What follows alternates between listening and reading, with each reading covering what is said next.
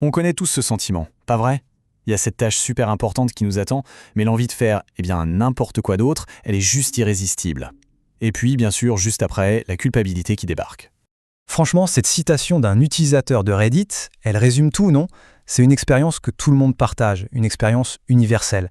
Et aujourd'hui, justement, on va se pencher là-dessus. On va essayer de comprendre pourquoi c'est si commun. Alors, première étape, et c'est une grosse étape, on va déconstruire une idée qui a la vie dure, le fameux mythe de la paresse.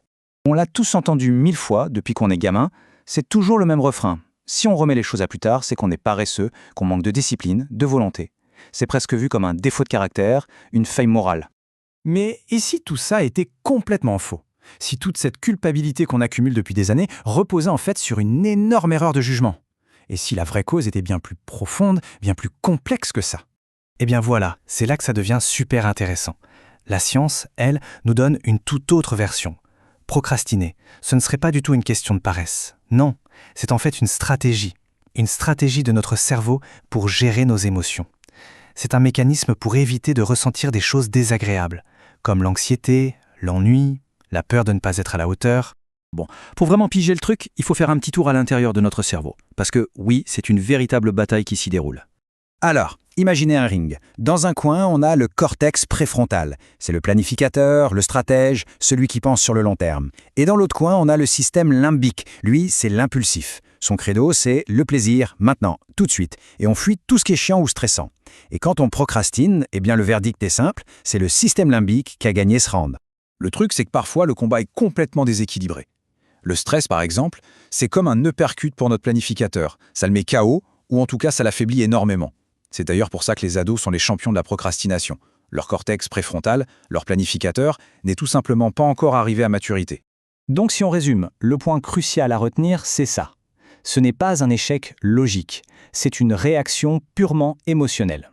C'est une stratégie d'évitement. On ne choisit pas de scroller sur les réseaux sociaux au lieu de remplir sa déclaration d'impôt par simple paresse, non. On le fait pour échapper à la montée d'angoisse que cette déclaration provoque en nous. Ok, maintenant qu'on a compris le mécanisme, le pourquoi du comment, parlons des conséquences. Et attention, elles sont bien plus lourdes qu'on pourrait le croire.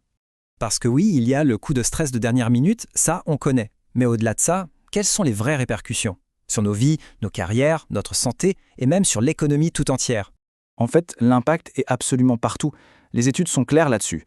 La procrastination chronique, c'est souvent synonyme de carrière qui stagne, de finances plus compliquées et même de problèmes de santé. Logique en fait. On repousse aussi le moment d'aller chez le médecin ou de se mettre au sport. Et attention, ce n'est pas un problème moderne. Prenez le cas du poète Coleridge, c'est un exemple assez tragique. Un génie, vraiment, qui a passé sa vie à commencer des œuvres incroyables sans jamais les finir. Résultat, des dettes, une santé ruinée, des amitiés brisées.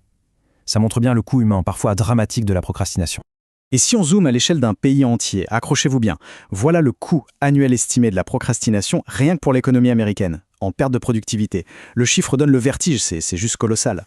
Bon, d'accord, le tableau est un peu sombre, je l'admets. Mais la bonne nouvelle, et il y en a une, c'est qu'on n'est pas condamné à subir. Il existe des solutions, des stratégies concrètes pour reprendre le contrôle. Et la clé en fait, elle est logique. Si le problème n'est pas la paresse mais la gestion des impulsions, alors la solution, c'est de trouver des moyens de mieux gérer ces impulsions. Il faut en quelque sorte donner un coup de main à notre cortex préfrontal pour qu'il gagne la bataille.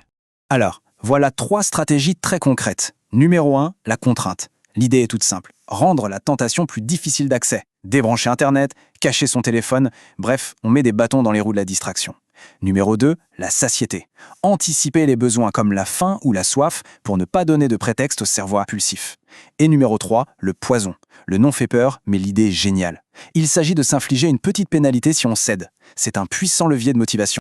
Et puis, il y a le cas de la tâche montagne. Ce projet tellement énorme, tellement intimidant, qu'on ne sait même pas par quelle boule prendre. L'angoisse de la page blanche. Là aussi, la solution est simple, en théorie du moins. Il faut la découper en tout petits morceaux. L'histoire de l'alpiniste Joe Simpson est incroyable pour illustrer ça. Il a survécu à une chute effroyable avec une jambe cassée, en se fixant un seul objectif à la fois, atteindre le prochain rocher, puis le suivant.